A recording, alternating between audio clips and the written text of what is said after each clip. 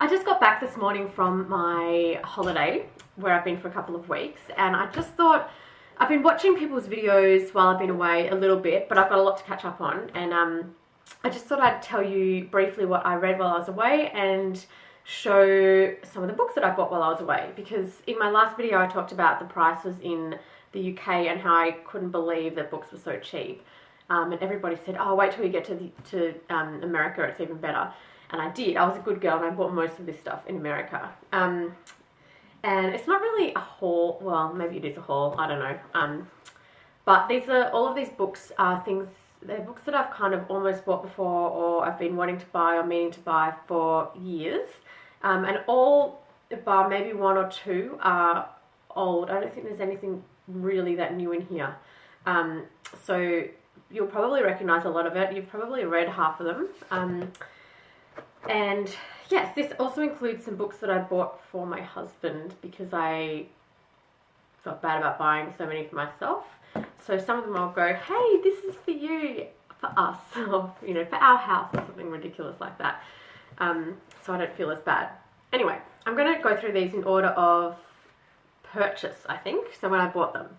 The first one is called Ways of Seeing by John Berger. I bought this, I think, in the Tate Modern in London, but it's something I actually heard about on a podcast, which as I looked at these books, I just realised that there's actually 3 books here that are kind of have been influenced by, my purchase of them has been influenced by this podcast called Literary Disco.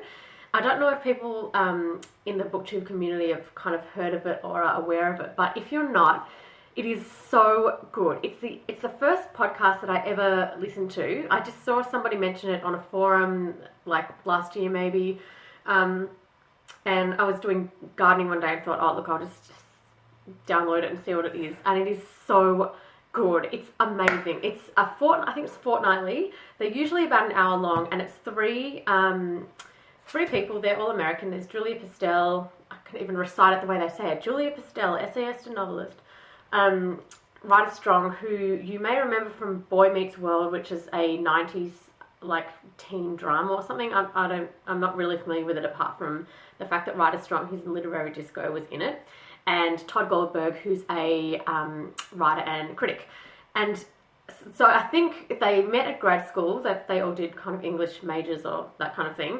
And they're kind of friends, and that comes across in the way they talk and interact, and it's all about books and new books, the industry, kind of what they've been reading, what they've been writing.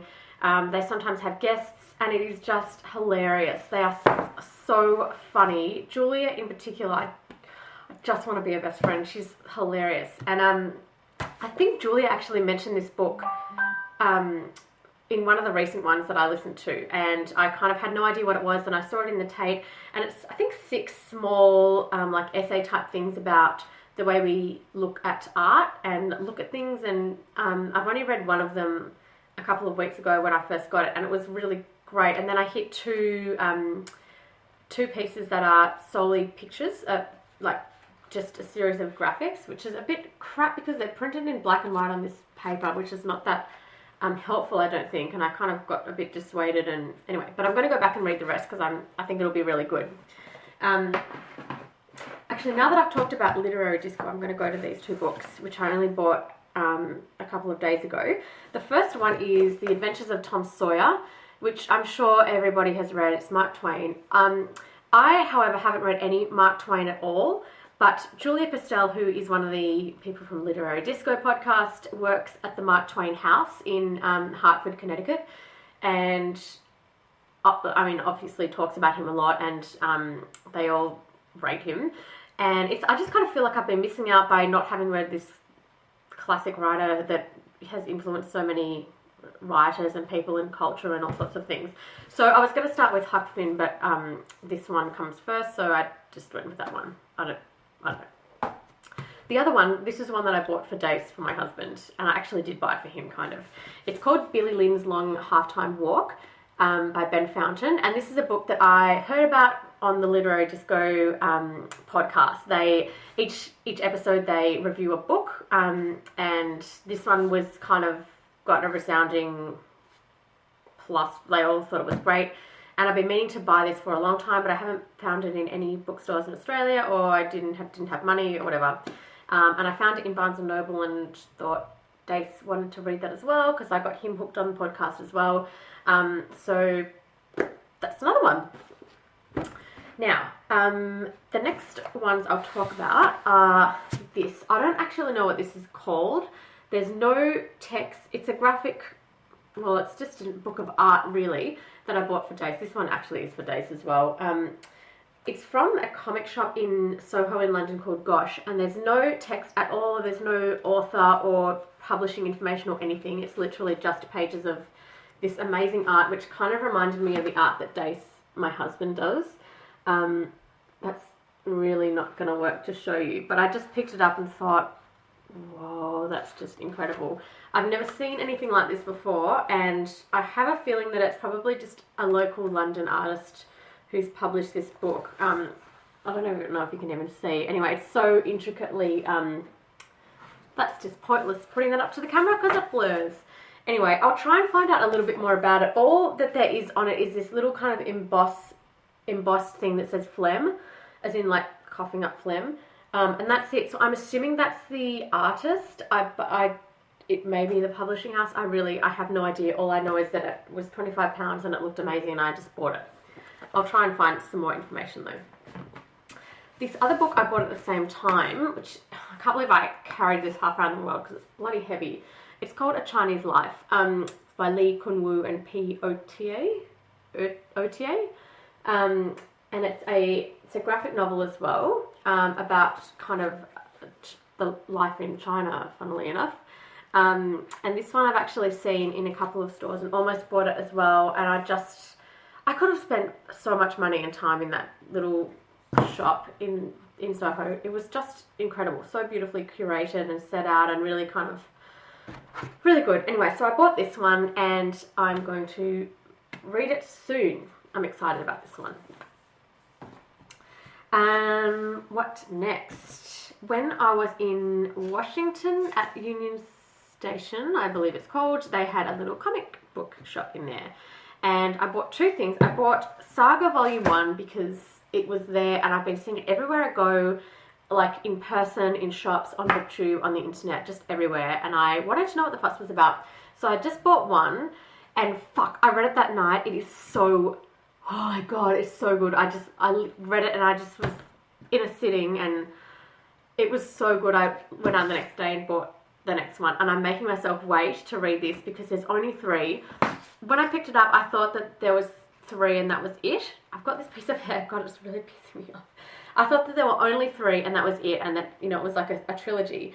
And then I saw Liz Loves Literature's video and she said that there's going to be probably about 10 of them. So I made this cardinal sin of a mistake that I never do. I never ever start reading stuff before they're all finished. I just don't do it because it just traumatizes me. And I did it unknowingly with this. I only ever start series when they've all been done because it's too traumatizing the other way. Anyway, so I've got the 2 and I'm going to get the 3rd at some point, but I'm going to make myself wait a little bit. The other book that I bought in that little comic book store is called March, and this is signed. Look at that. It's signed by the author. Wow. This is it's a book about American politics by John Lewis. It's kind of, I guess, semi-autobiographical, I think. Or it is autobiographical. I'm not quite sure. Like, it appears that he actually, like, Congressman John Lewis actually wrote this or collaborated in writing it. That's really cool. Anyway, the art's actually really beautiful, and, well, I am a nerd, and I like history, and it's a book about history. This kept popping up in shops as well. I just kept kind of seeing it around, and I haven't seen it in Australia, so maybe you can't get it here. Maybe I should just tell myself that you can't get it here, which is why I'm glad that I bought it. Anyway, this will be a good one as well. The next one I bought is Bleak House by Charles Dickens, because I think it is Steve from Steve Reads Books mentioned somewhere that he's going to read this in, I think, August, and I thought, that's far enough away that I can commit to it, and I kind of started preparing myself and looking at it and looking at different editions of it in all sorts of shops. And I found this one that I love. I hate this, what they do to the pages. I know that that's meant to be, I'm not sure if you can see them, it's where they're kind of jagged. That's meant to be kind of like a selling point, and it's great, but it really, I hate it. But anyway, I bought this edition, and I'm actually quite excited about starting it, and I may not wait till August, so we'll just see how I go. The final one that I could find, I have a feeling that I did get more, but I can only find this one, is, what's it called? A Winter's Tale by Mark Halperin, which I picked up at the Strand in New York, and I actually don't think I've heard of this before, and I believe it's been turned into a movie, which I also haven't heard of. It's a pretty big one, and I read the blurb, and it was actually recommended by a staff member as in it was on one of those, like recommended by staff member tables in the bookshop, and I love those tables. I often find great things there. And it said, if you need to be convinced, read page 401, and I think it was 401 or 404, and I picked it up and thought, oh shit, that's really beautiful writing. So I just bought it, and I feel like since, I know this is a bit ridiculous, but since starting BookTube, I've been kind of wanting to read more stuff, as in like more books, like a greater quantity of books, and it's not really how I ever read before. I read quite long books, and I don't read that many books because of the length of the ones that I do read, and I don't like the way I've been getting sucked into this kind of like wanting to read more so I can contribute more. I'd rather just continue reading books that I want to read because they're good, not just because so I have more things to say that I read, if that makes sense. So anyway, that's another thing that attracted me to this, is its length. I used to kind of gravitate solely towards books this size, and I kind of would almost not even, would kind of overlook shorter books, I think, which is not a good way to be either, but I think I don't want to get sucked into things that are not me.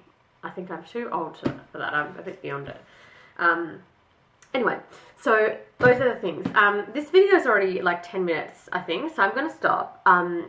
But I had a great holiday, and I am going to get back into doing normal BookTube things very soon, including probably a review of Dracula, which I read while I was away, and I don't think I'll do a review of Song of Solomon because I think there are about 1 million reviews of that, but that's another book that I read while I was away, which I absolutely loved. So yes, I think that's all for now. Thanks, bye!